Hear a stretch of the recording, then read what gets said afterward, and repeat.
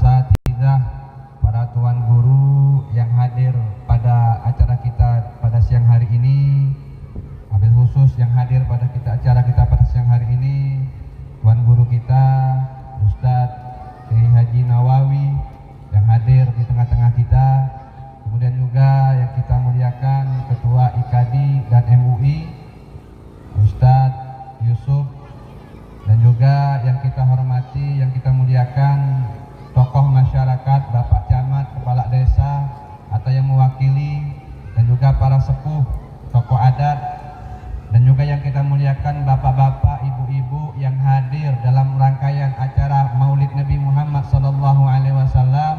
Mudah-mudahan hadirnya kita pada sore hari ini menambahkan keberkahan dalam hidup kita. Mudah-mudahan yang punya hajat Allah kabulkan hajatnya, yang punya urusan Allah mudahkan urusannya, yang sakit di antara kita Allah sembuhkan penyakitnya, dan mudah-mudahan Allah tanamkan di hati kita rasa mahabbah, rasa cinta dengan Nabi Muhammad, dan Allah matikan kita dalam keadaan husnul khatimah. Amin ya rabbal. Bapak-bapak, ibu-ibu yang dirahmati oleh Allah Subhanahu wa taala, bersyukur kita kepada Allah Subhanahu wa taala yang telah mengumpulkan kita di majelis yang mulia ini, memperingati sosok makhluk yang paling mulia. Nabi Muhammad sallallahu alaihi wasallam merupakan makhluk Allah yang paling Allah cintai, dan keutamaan yang luar biasa Allah berikan kepada Nabi Muhammad sallallahu alaihi wasallam. Kita sebagai umatnya Nabi Muhammad, kita harus mengetahui keistimewaan, kemuliaan Nabi Muhammad sallallahu alaihi wasallam.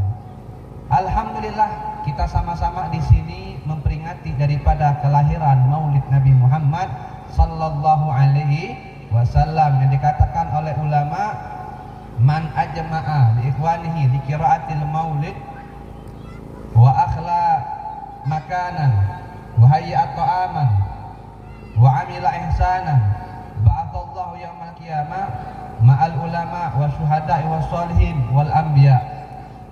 Barang siapa yang mengumpulkan saudaranya untuk membaca maulid Nabi, kemudian dia mengosongkan tempatnya dan menyiapkan makanan dan melakukan hal-hal yang baik, maka Allah akan utus dia nanti di hari kiamat bersama para aulia, bersama orang-orang syahid, dan bersama para nabi. Alhamdulillah kita sini berkumpul memperingati daripada Maulid Nabi Muhammad sallallahu alaihi wasallam.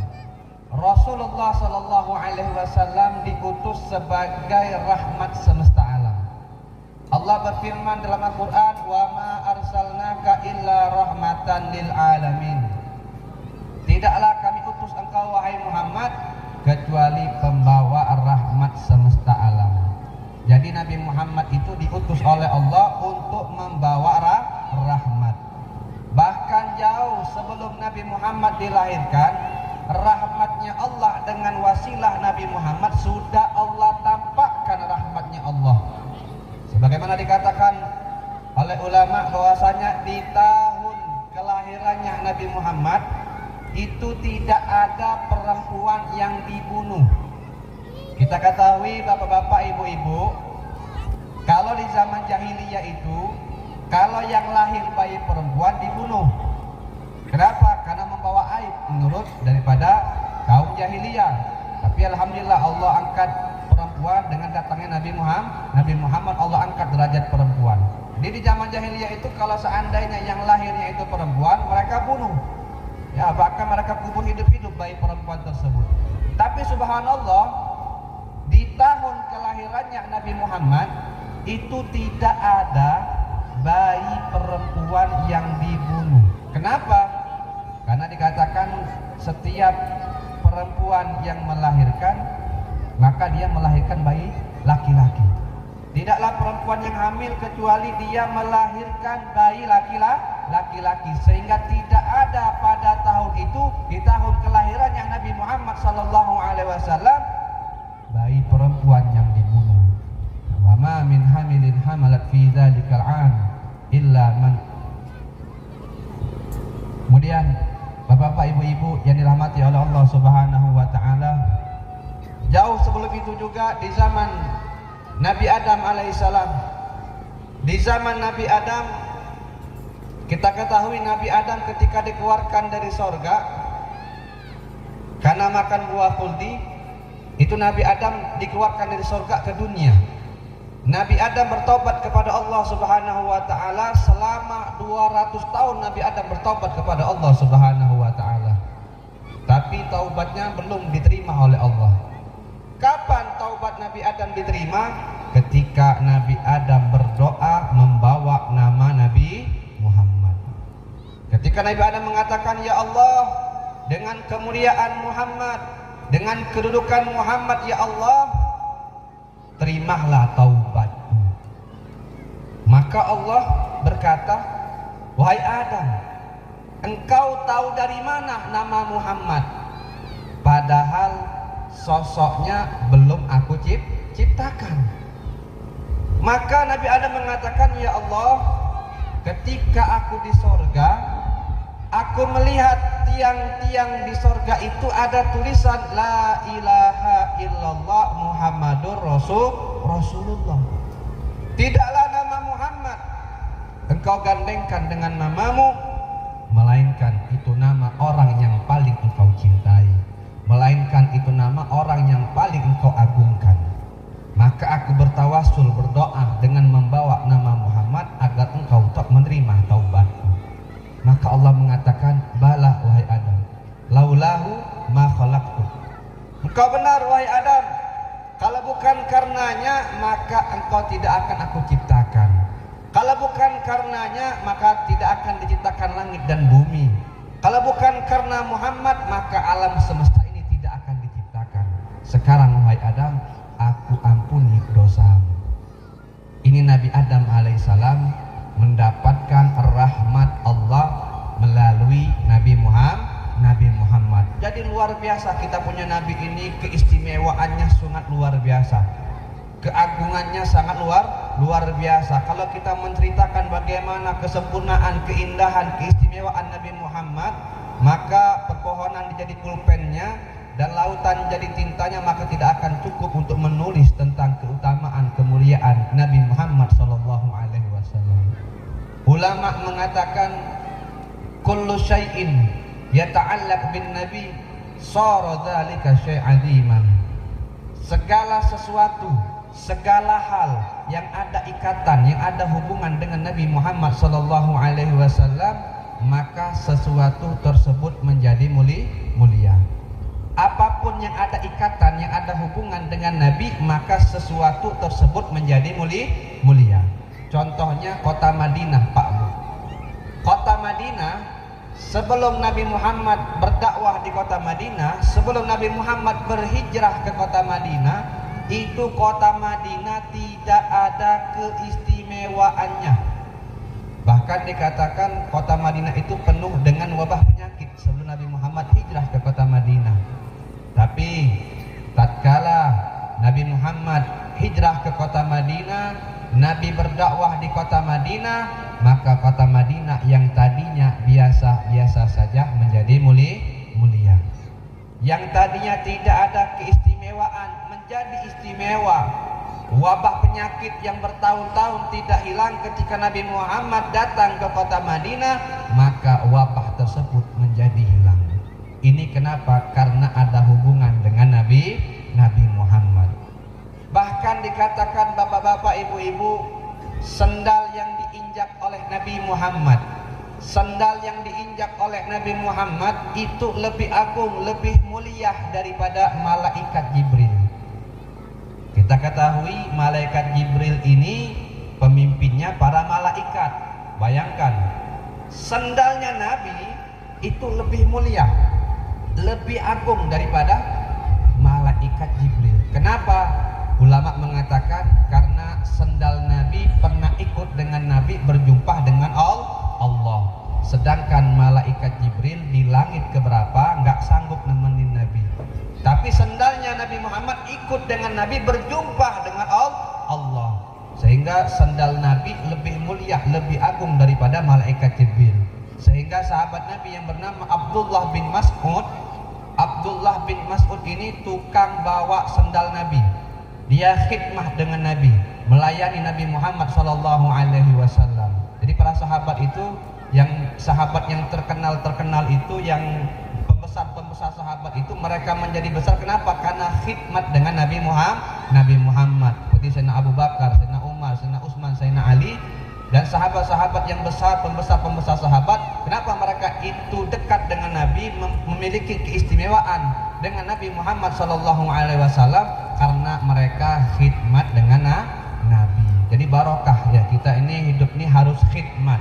Ya, kita Nabi sekarang nggak ada lagi, ya kita khidmat dengan pewaris para Nabi, yaitu ulama. Ya, para sahabat itu mereka khidmat dengan Nabi Muhammad sallallahu alaihi wasallam. Ya, sehingga mereka mendapatkan keberkahan daripada Nabi Muhammad sallallahu alaihi wasallam. Jadi kita juga apabila ada ulama, ya ada orang alim di tempat kita, ya kita berkhidmat, kita melayani sesanggup kita. Ya, karena kita man khadam qadam, barang siapa yang berkhidmat maka dia akan diangkat derajatnya oleh Allah Subhanahu wa taala.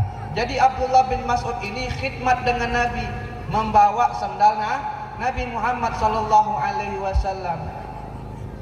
Itu Abdullah bin Mas'ud ketika membawa sandal Nabi, dia memakai pakaian yang paling indah. Dia memakai pakaian yang paling bagus dan memakai wewangian yang paling wangi, dan beliau letakkan daripada sandalnya Nabi di atas kepalanya.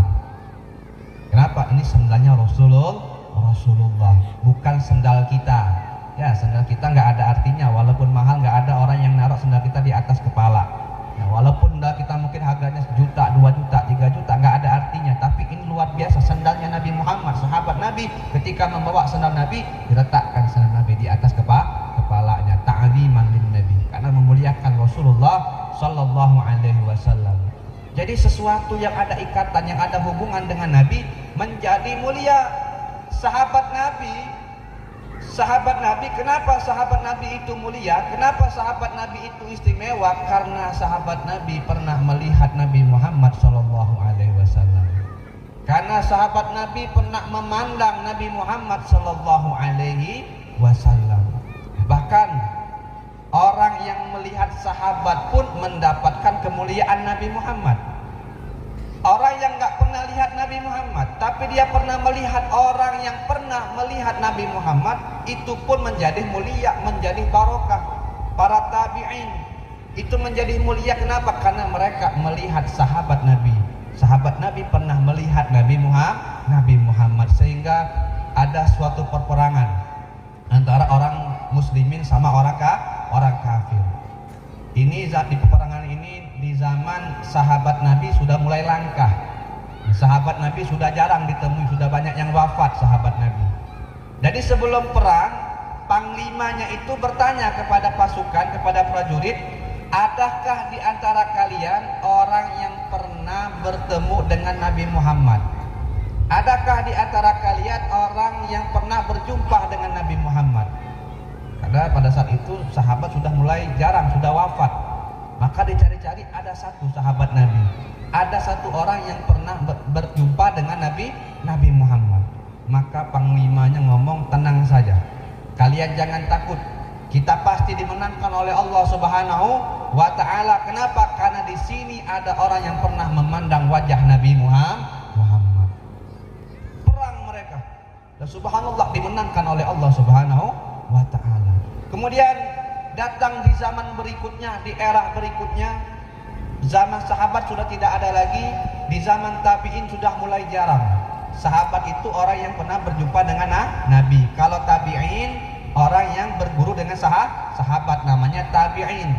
Nah, di zaman tabi'in yang sudah mulai jarang para tabi'in, ada perperangan antara orang Islam dan orang kafir. Kemudian panglimanya ngomong, adakah di antara kalian orang yang pernah berjumpa dengan Nabi Muhammad? Tidak ada lagi, sahabat sudah wafat semua. Kemudian adakah di antara kalian orang yang pernah melihat orang yang melihat Nabi Muhammad? Adakah di antara kalian orang yang pernah berjumpa dengan orang yang pernah berjumpa dengan Nabi Muhammad?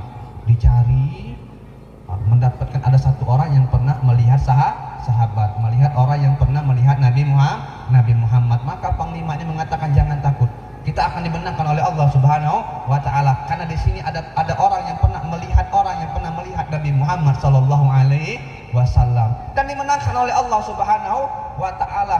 Jadi barokah melihat orang yang melihat Nabi Muhammad itu mendapatkan barokah. Sampai sekarang ada nggak barokahnya? Ada sampai sekarang. Makanya kita dianjurkan oleh ulama untuk memandang wajah orang soleh. Kita dianjurkan untuk memandang orang alim, tuan guru. Kenapa? Karena tuan guru kita pernah memandang gurunya. Kita punya kiai pernah memandang kiainya. Kiainya pernah memandang kiainya lagi. Kiainya lagi pernah memandang kepada gurunya, terus sampai sahabat, sampai kepada Nabi Muhammad sallallahu alaihi wasallam. Dan penglihatan ini sampai sekarang ada keberkahannya. Makanya kita kalau ada ulama di tempat kita, ada orang soleh, kita pandang wajah mereka. Kita minta keberkahan daripada mereka. Tapi ya, kita minta keberkahan dengan pandangan takdim. Jadi kalau kita memandang mereka itu mendapatkan keberkahan daripada Nabi Muhammad. Karena memandang orang alim, memandang orang soleh itu membuat hati kita ini semangat untuk ibadah. Karena kalau kita memandang orang soleh, orang alim, yang mungkin di hati kita ini ada cinta terhadap dunia, kita sibuk dengan dunia, akhirat kita lupa. Dengan kita memandang wajah orang soleh, memandang orang alim, maka kita ingat akhirat. Sehingga banyak di antara ulama-ulama terdahulu mengatakan, ketika aku sumpah, ketika aku gundah, aku mendatangi guruku yang bernama Abdullah bin Umar atau Umar bin Idrus al-Habsyi. Ketika memandangnya saja rasa gundahku hilang. Kemudian ada ulama juga yang bernama Muhammad bin Wasi. Muhammad bin Wasi mengatakan, ketika aku mendapati aku malas untuk tahajud, maka aku mendatangi guruku. Dengan memandang wajah guruku saja, aku diberikan oleh Allah semangat untuk tahajud selama 6 bulan. Jadi memandang wajah ulama, memandang wajah orang alim, itu memberikan semangat kita untuk beribadah, mendapatkan keberkahan daripada Rasulullah Shallallahu Alaihi Wasallam. Tapi ingat, cara kita memandangnya itu agar kita mendapatkan keberkahan, cara memandangnya itu ada syaratnya. Yang pertama, kita pandang mereka itu dengan pandangan takzim, dengan pandangan penuh dengan pengagungan. Ada ulama, ada orang alim di tempat kita, kita pandang wajah mereka dengan penuh pengagungan, dengan penuh kemuliaan. Dan juga kita pandang mereka dengan pandangan yang penuh dengan husnudzon, jangan dengan suudzon. Kadang ada sebagian orang ini mandang orang alim suudzon, itu masa orang ulama tapi kaya, mobilnya bagus. Nah, ini suudzon nih, nggak bakal dapat manfaat daripada pandangan dia. Jadi kita memandang wajah ulama tadi itu dengan pandangan yang penuh pengagungan, dengan pandangan yang penuh husnudzon. Abu Jahal mandang Nabi, Abu Lahab mandang Nabi. Abu Jahal itu melihat Nabi, Abu Lahab melihat Nabi, tapi mereka tidak mendapatkan manfaat daripada pandangan tersebut. Kenapa? Karena mereka memandang Nabi dengan pandangan yang merendahkan. Mereka pandang Nabi dengan pandangan seorang Bani Hashim, bukan seorang Nabi, sehingga mereka tidak mendapatkan keberkahan, bahkan mereka kufur. Berbeda dengan pandangan Abu Bakar, pandangan Umar, pandangan Ali. Mereka memandang Rasulullah dengan pandangan dengan pengagungan. Makanya ibu-ibu, bapak-bapak yang dirahmati oleh Allah, ketika ada orang alim di tempat kita, ada ulama, pewaris Nabi, orang-orang soleh, datang kita ke rumahnya, minta doa, kita pandang mereka dengan pandangan yang penuh dengan pengagungan, sehingga akan ada di hati kita rasa cinta dengan Allah, rasa cinta dengan Nabi Muhammad, dan agar kita lebih semangat untuk beribadah kepada Allah Subhanahu wa ta'ala. Jadi bapak-bapak, ibu-ibu yang dirahmati oleh Allah Subhanahu wa ta'ala, jadi segala sesuatu yang ada ikatan, yang ada hubungan dengan Nabi menjadi mulia. Segala sesuatu yang ada hubungan dengan Nabi Muhammad sallallahu alaihi wasallam, maka sesuatu tersebut menjadi mulia. Begitu juga bapak-bapak, ibu-ibu, hati yang terikat dengan Nabi Muhammad, hati yang terhubung dengan Nabi Muhammad, maka hati tersebut akan menjadi mulia. Seseorang yang mempunyai ikatan, yang mempunyai hubungan dengan Nabi Muhammad sallallahu alaihi wasallam, maka dia akan menjadi mulia. Pertanyaannya, Pak Bu, bagaimana agar hati kita ini terikat dengan Nabi Muhammad sallallahu alaihi wasallam? Bagaimana hati kita ini agar terikat dengan Rasulullah? Di antaranya adalah kita menghidupkan sunnahnya Nabi. Agar hati kita terkonek, terhubung dengan Nabi, ikuti sunnah Nabi Muhammad, hidupkan sunnahnya Rasulullah sallallahu alaihi wasallam. Rasulullah mengatakan, man ahya sunnati faqad ahabbani wa man ahabbani kana ma'i fil jannah. Nabi Muhammad sallallahu alaihi wasallam, beliau bersabda, barang siapa yang menghidupkan sunnahku, maka dia telah cinta kepadaku, dan barang siapa yang cinta kepadaku, maka nanti dia di surga bersama aku. Jadi bapak-bapak, ibu-ibu yang dirahmati oleh Allah, hidupkan sunnah Nabi Muhammad sallallahu alaihi wasallam dalam kehidupan kita. Banyak sunnah-sunnah yang diajarkan oleh Nabi Muhammad, dan itu ada manfaatnya, baik dari segi dunia ataupun akhirat. Hidupkan sunnah Nabi Muhammad. Apa pengertian sunnah? Bapak ibu tahu apa pengertian sunnah? Yang ibu tahu apa sih pengertian sunnah? Bu, ibu mau nanya bu, ibu, apa sih definisi sunnah? Dikerjakan, berpahala, ditinggalkan, tidak berdosa. Ya, yang kita tahu kan definisi sunnah atau pengertian sunnah itu dilakukan berpahala, tidak dilakukan tidak berdosa. Itu yang kita ketahui. Tapi definisi atau pengertian sunnah menurut ulama salaf, orang-orang soleh, pengertian daripada sunnah itu adalah apabila kita lakukan menyenangkan hati Nabi Muhammad, dan apabila kita tinggalkan membuat Nabi Muhammad menjadi sedih. Itu pengertian daripada sunnah. Yang apabila kita lakukan menyenangkan hati Nabi Muhammad, yang apabila kita tinggalkan membuat Nabi Muhammad sedih. Kadang kita ini kan nggak mau lakuin sunnah males kita lakuin, sholat duha males, sunnah juga dilakuin pahala, nggak dilakuin nggak dosa juga, kita males. Nah, coba kita rubah pola pikir kita dari sekarang. Sunnah itu apabila kita lakukan menyenangkan hati Nabi, dan apabila kita tidak lakukan menyedihkan hati Nabi. Maka bapak-bapak, ibu-ibu yang dirahmati oleh Allah, ayo sama-sama kita menghidupkan sunnahnya Rasulullah dalam kehidupan kita. Banyak sunnah ketika makan, jangan lupa baca doa. Sunnah masuk rumah, keluar rumah, ketika tidur baca doa. Banyak sekali sunnah-sunnah Nabi Muhammad. Bagaimana cara kita mengetahui sunnah-sunnah Nabi Muhammad? Ya, kita hadir ke majelis ta'lim. Kalau kita ingin tahu bagaimana sunnah-sunnah Nabi, akhlak Nabi Muhammad, hadir ke majelis ta'lim. Kalau kita nggak pernah hadir ke majelis ta'lim, kita malas hadir ke majelis ta'lim, bagaimana kita tahu sunnah-sunnah Nabi? Maka dari sekarang, bapak-bapak, ibu-ibu, ketika ada majelis ta'lim di tempat kita, majelis ilmu, hadir, jangan malas kita untuk hadir. Kenapa? Karena mereka mengajarkan sunnah-sunnah Nabi Muhammad sallallahu alaihi wasallam. Kemudian bapak-bapak, ibu-ibu yang dirahmati oleh Allah, di antara sunnah Nabi yang sudah jarang dilakukan umatnya Rasulullah. Ada sunnah Nabi yang sudah jarang dilakukan umatnya Nabi, yaitu sunnah memakai siwak. Bapak ibu tahu siwak? Mana ada yang bawa siwak? Ada nggak di sini siwak? Nah, ini sunnah Nabi yang sudah jarang dilakukan, ini siwak nih. Ada yang bawa siwak nggak di sini? Jarang kan? Kenapa? Karena kita nggak perhatian. Nah, ini sunnah Nabi yang sudah jarang dilakukan. Padahal ini memakai siwak ini pahalanya luar biasa.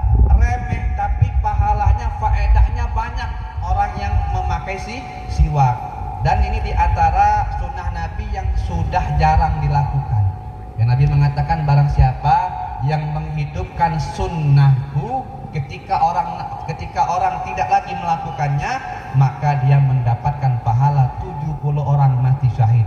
Ada dalam riwayat 100 orang mati syahid. Nah, diantaranya itu sunnah yang sudah jarang adalah memakai siwak. Kalau kita cinta dengan Nabi, hidupkan sunnah Nabi ini, diantaranya memakai siwak. Ketika sholat, kita disunnahkan sebelum sholat itu memakai siwak. Dan faedahnya luar biasa. Rakaatani bisiwak khairun min sab'ina rakaatan bi ghairi siwak. Dua rakaat sholat dengan memakai siwak itu lebih afdol daripada 70 rakaat gak pakai siwak. Ya. Jadi ada orang sholat, ada orang 2 rakaat nih, dia pakai siwak. Ada lagi yang lain 70 rakaat gak pakai siwak. Mana yang besar pahalanya? 2 rakaat yang pakai siwak. Ya, ada 2 rakaat, orang 2 rakaat pakai siwak, yang lainnya yang tadinya 2 rakaat gak pakai siwak. Mana yang pahala yang besar? Yang 2 rakaat memakai siwak. Karena rakaatan bi siwak khairun min sab'ina rakaatan bi ghairi siwak. 2 rakaat memakai siwak lebih baik daripada 70 rakaat gak pakai siwak. Jadi kalau kita sholat gak pakai siwak, rugi. Rugi kita, karena pahalanya berlipat ganda orang yang memakai siwak, sunnahnya Nabi. Nah, kita anggap nih kita pakai siwak nih, ketika kita sholat ini sunnah Nabi nih. Ini kalau kita lakukan menyenangkan hati Nabi. Kalau seandainya saya nggak siwak, ini membuat Nabi sedih.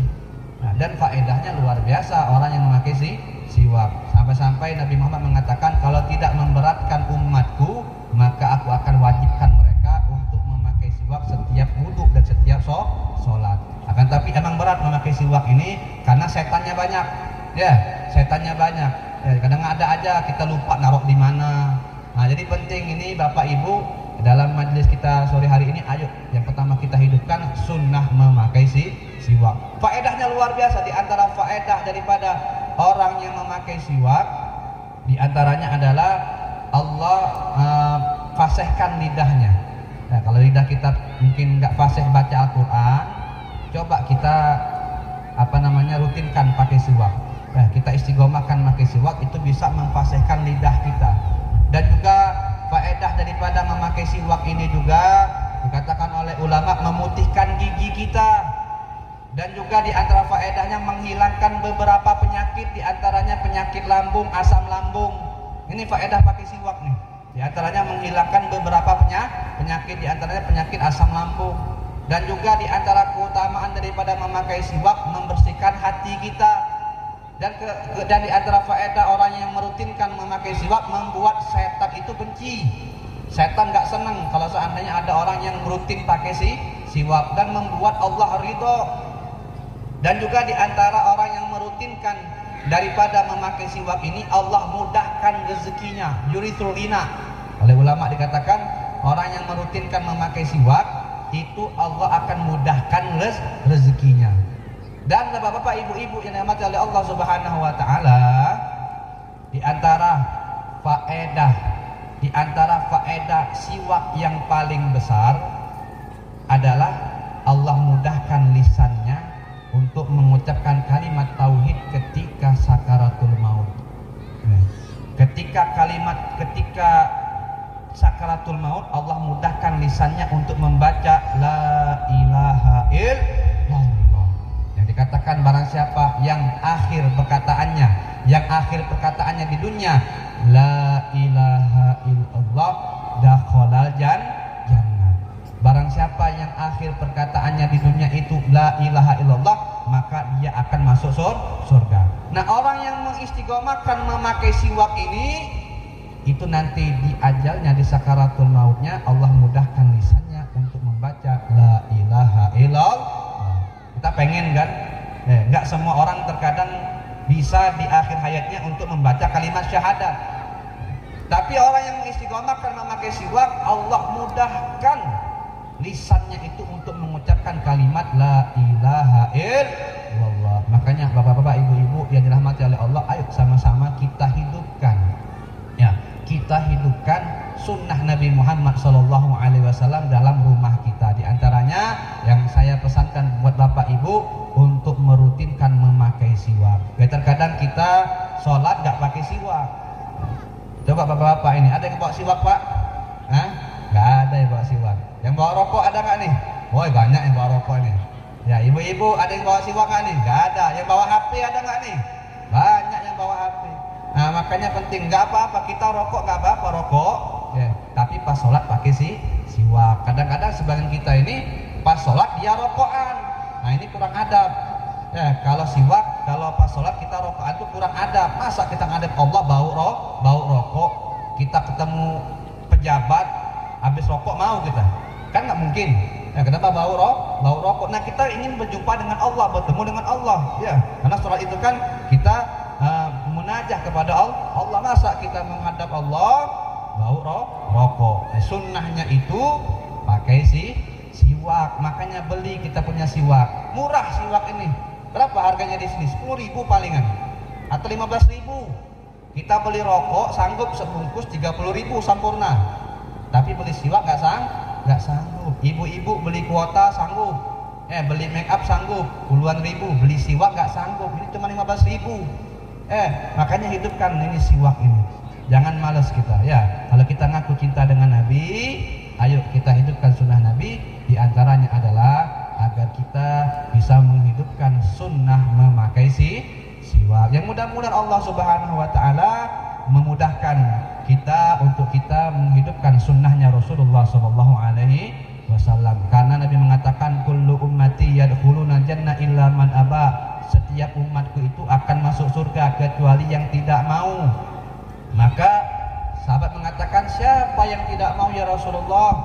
Maka beliau mengatakan, barang siapa yang taat kepadaku, yang menghidupkan sunnahku, maka dia akan masuk surga. Dan siapa yang tidak menghidupkan sunnahku dan dia melanggar perintahku, maka dia adalah orang yang tidak mau masuk surga. Mudah-mudahan kita semua tergolong daripada orang-orang yang menghidupkan sunnahnya Nabi Muhammad. Ayo sama-sama momen maulid Nabi Muhammad ini, ayo sama-sama kita menghidupkan daripada sunnahnya Nabi Muhammad. Karena dengan kita menghidupkan sunnah Nabi Muhammad, maka akan terikat di hati kita dengan Nabi Muhammad. Kalau kita ingin terikat mempunyai hubungan dengan Nabi, maka hidupkan sunnahnya Rasulullah Sallallahu Alaihi Wasallam. Kemudian Bapak Ibu-ibu, terakhir sebelum saya tutup ceramah saya pada sore hari ini, saya mengajak kepada Bapak Ibu untuk membantu saudara kita yang ada di Palestina, yang mereka sekarang ini sampai saat ini mereka dibantai, mereka dizalimi oleh Yahudi laknatullah alaihim. Ini kita sebagai umat Nabi Muhammad, kita harus peduli sesama kita. Jadi Bapak Ibu harus sama-sama kita peduli dengan umat Nabi Muhammad, terkhusus yang ada di Gaza, Palestina, yang mereka sekarang ini dizalimi. Makan aja susah mereka sekarang ini, listriknya padam, minum susah, nyari air bersih itu susah, makan susah. Kita di sini enak makan 3 kali, mereka mau makan aja susah, ngantri dulu mereka makan. Bahkan pernah di suatu hari mereka nggak dapati makanan, kelaparan mereka. Yang mereka dapati makanan ternak, pelet ikan. Tahu pelet ikan Bu? Nah itu dimakan sama mereka, dimasak, dimakan. Saking tidak ada lagi makanan. Maka oleh karena itu Bapak Ibu, ayo kita sebagai umat Nabi, ayo sama-sama kita membantu meringankan daripada saudara kita yang ada di Palestina. Kita lihat sahabat Nabi itu, mereka luar biasa perjuangan mereka kepada Nabi Muhammad SAW. Dan kita berinfak kepada saudara kita di Palestina, itu pahalanya itu lebih besar. Kenapa? Karena ini jihad fisabilillah. Mungkin kita nggak bisa ke sana, kita bisa bantu dengan harta yang kita punyai, semampunya kita. Dan insya Allah akan dijelaskan oleh saudara kita Ustadz Ali beliau yang akan menjelaskan tentang lembaga swadaya ummah. Jadi lembaga swadaya ummah ini lembaga resmi dalam penyaluran dana untuk ke Palestina, dan lebih lanjutnya yang insya Allah akan dibahas oleh Ustadz Ali. Ini mudah-mudahan ini saja yang bisa saya sampaikan. Mudah-mudahan manfaat, ya. Mudah-mudahan Allah Subhanahu Wa Taala menjadikan perkumpulan kita ini perkumpulan yang dirahmati oleh Allah Subhanahu Wa Taala. Hadza minni, wassalamualaikum warahmatullahi taala wabarakatuh. Warahmatullahi wabarakatuh. Bismillahirrahmanirrahim. Assalamualaikum warahmatullahi wabarakatuh. Bapak Ibu yang dirahmati oleh Allah Subhanahu wa taala, mungkin singkat saja sebelumnya kami dari Lembaga Amil Zakat Swadaya Ummah Kota Pekanbaru, yang mana kami adalah lembaga zakat yang resmi yang dikeluarkan SK-nya oleh Kementerian Agama Provinsi Riau. Perlu kami sampaikan Bapak Ibu yang dirahmati oleh Allah Subhanahu wa taala, sebelum nanti untuk penggugahan ataupun penyampaian akan disampaikan oleh nanti Buya kita, Tuan Guru kita Buya Nawawi, perlu kami sampaikan bahwasanya kondisi hari ini yang terjadi di Gaza dan Palestina, sebenarnya kalau acara ini acara malam dan di dalam ruangan, kami akan menampilkan video yang terjadi hari ini di Gaza dan Palestina. Akan tetapi karena keterbatasan kita di lapangan, akan tetapi untuk video itu telah kami kirimkan ke Ustadz Yusuf, nanti bisa dikirim di WA grup daripada Majelis Taklim ibu-ibu sekalian. Untuk itu besar harapan kami nanti setelah nanti disampaikan oleh Tuan Guru kita, nanti mudah-mudahan tergugah hati kita untuk membantu saudara kita yang ada di Palestina. Kemudian perlu juga kami ingatkan, jadi donasi Bapak Ibu sekalian insya Allah itu akan kami salurkan untuk donasi pangan ataupun donasi makanan dan air bersih untuk saudara-saudara kita di Palestina. Jadi memang hari ini yang paling mereka butuhkan adalah bukan untuk istilahnya, bukan untuk kemewahan lagi, untuk bertahan hidup yang paling mereka butuhkan. Jadi di video itu nanti akan kami tampilkan ada juga dokumentasi penyaluran kami. Jadi dokumentasi penyaluran itu bersifatnya adalah makanan, air bersih, itu yang paling mereka butuhkan. Untuk itu besar harapan kami nanti mungkin ada di antara kita yang berniat, dia berniat akan tetapi dia tidak tahu ada penggalangan dana hari ini. Jadi ada kita sebut namanya komitmen. Komitmen ini nanti dicatatkan dulu namanya. Ustadz, kami bayarnya mungkin Ustadz setelah panen nih. Panen sawit insya Allah bisa Ustadz, bisa. Jadi nanti ada sifatnya komitmen, nanti dicatatkan dulu namanya, dan mudah-mudahan donasi ini akan menjadi saksi kepada kita Bapak Ibu sekalian. Itu saja mungkin yang dapat kami sampaikan. Terima kasih. Wassalamualaikum warahmatullahi wabarakatuh.